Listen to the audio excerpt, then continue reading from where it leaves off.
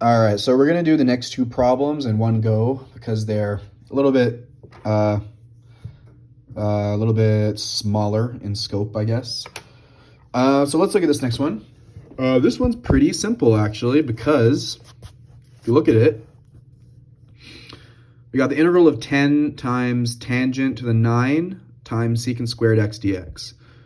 Okay, so if you'll notice, look, I underlined the secant squared dx and I put a little exclamation point. Why is that? Because, look, this is being multiplied. That's nice. Because, I mean, it's just an easy u substitution, right? I mean, this is pretty much the, like we did in the last problem, we tried to get, like in the last problem, if you remember, we were trying to get secant squareds, right? We were trying to make these secant squared appeared because we wanted to do u substitution, right? We did it there. In this one, we wanted secant squared to pop up to do the u substitutions. But look at this, in this problem, it just gives us a secant squared right away. So this is gonna be an easy problem. And again, why is this nice? It's because we have this tangent being multiplied. Because what happens, you say u equals tangent x, and then du, the derivative of tangent, is secant squared x. So then you can do a really nice u substitution, and this substitutes into this. Integral of 10 u to the 9 du, because secant squared x dx is now du. You do the integral of that, antiderivative, u to the 10 plus c, substitute it back, there's the answer. Okay, that one's easy, right? Cool. Let's look at the last one here. So this last one, this is kind of a special one, basically.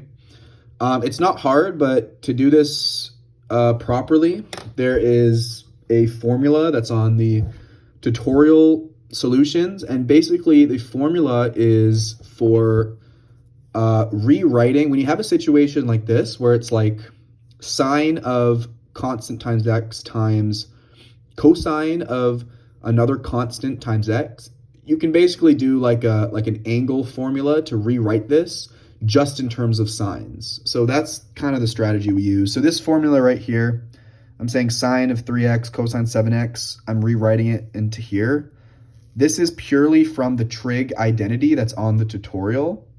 And so, with that being said, the thing to keep in mind with these trig problems is that there's not just one way to do it. I mean, a lot of the times there's a lot of different ways of doing these integrals because there are so many different trig identities, right? So it does pay to know as many trig identities as you can so that you have more strategies to use.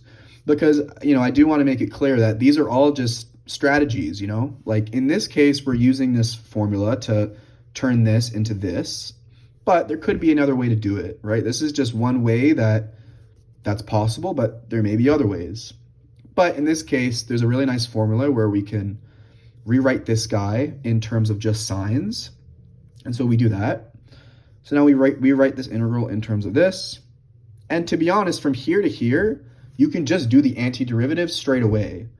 I mean, if you really wanted to, you can split up this integral into integral of sine of 10x and then split it up to integral of sine of 4x and then do a u substitution. You can say u equals 4x, blah, blah, blah. But, if you start to get better at this stuff, you can just find the antiderivative straight away, right? What's the antiderivative of sine of 10x? Well, it's actually negative 1 over 10 cosine of 10x. Okay, why is that? Take the derivative of this. The derivative of this is going to be, let's just write it. The derivative of this guy, this is to check, right, is going to be this times negative sine of 10x and then times 10 for chain rule, okay? These cancel out, the negatives cancel out, you're left with sine of 10x, right?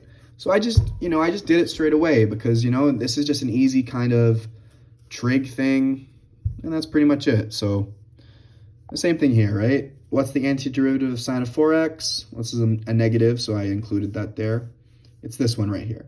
And again, you can check. Take the derivative of this, you get back this. So this is just an easy thing, If you wanted to, like I said, if you really wanted to, you can split it up like this. You know, you can say u equals 10x, right?